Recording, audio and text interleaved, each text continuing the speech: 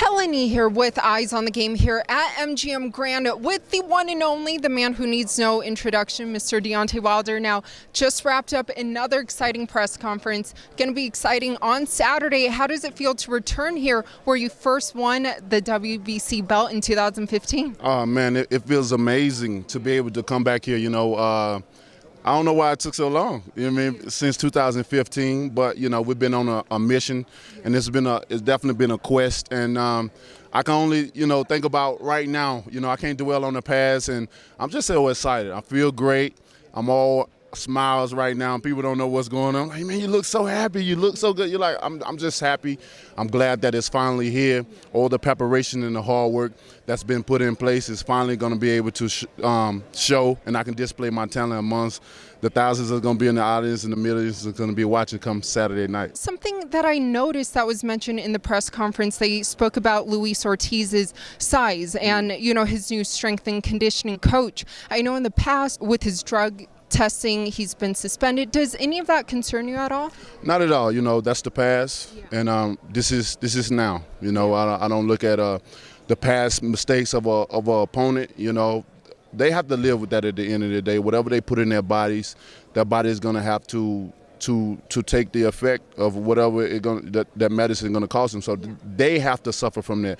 It don't do me no good to continue to pound on a past situation. I'm just happy it was now.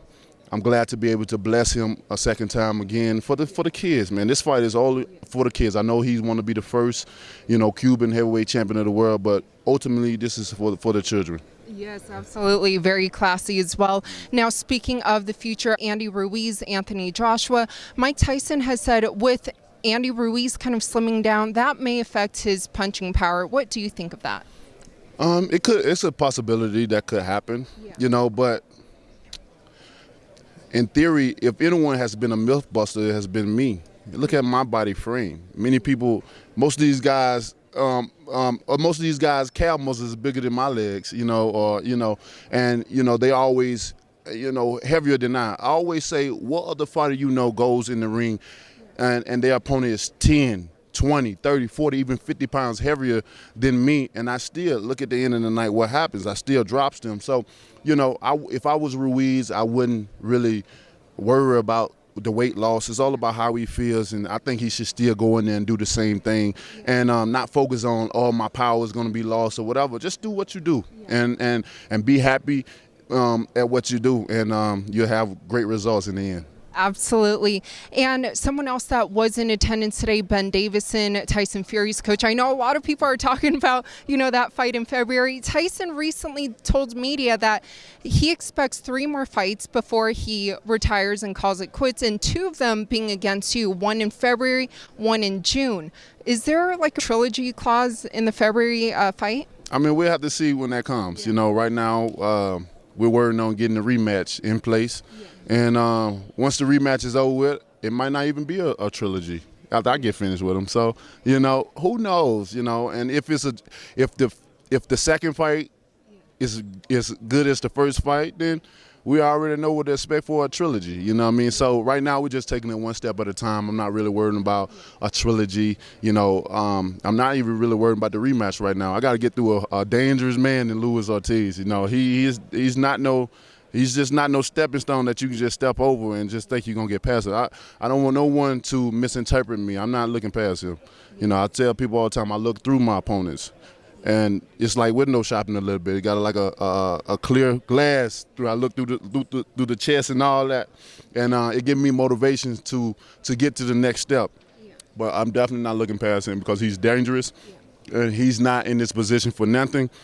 And it ain't he's not one of the most avoided heavyweight fighters for nothing.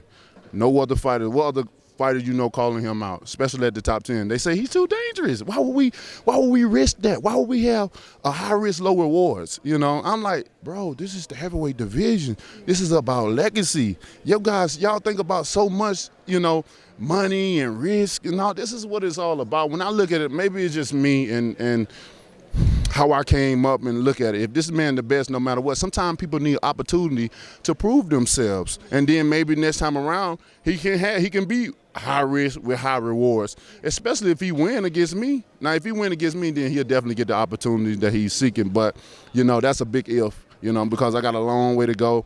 I got a lot of things that I want to do in the heavyweight division, and I'm not trying to let it go. I only have 6 years, left, and once that up, anybody can have it then.